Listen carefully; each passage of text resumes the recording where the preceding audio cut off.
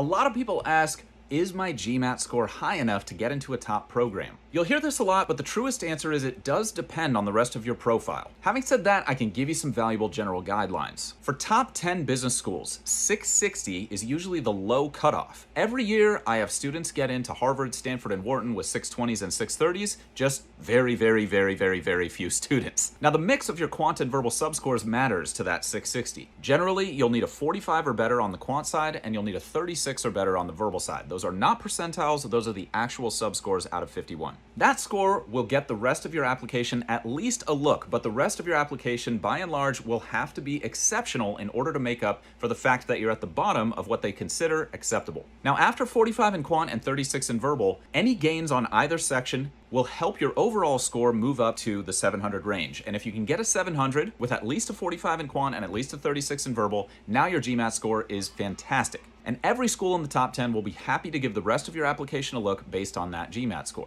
More likely than not, with a 700, your application decision will come down to non-GMAT factors, meaning your undergraduate GPA, your extracurriculars, and your career progression at work.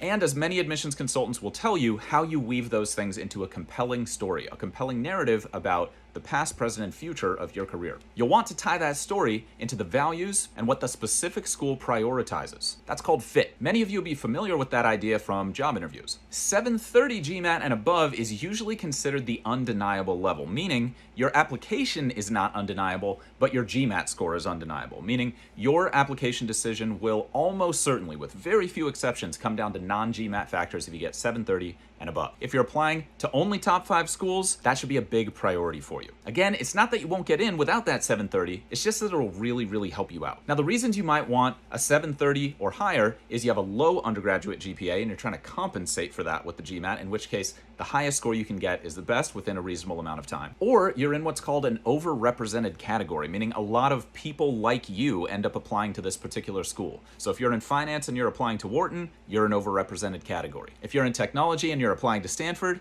a lot of other people from technology apply to Stanford. I'm not saying you're not going to get in, I'm just saying it's more competitive. So that would be a reason to aim for a higher GMAT score. If you have specific questions about your candidacy and whether you think your GMAT score is high enough to get you in, reach out to us anytime via DM or feel free to comment on this video and we'll do our absolute best to help you out.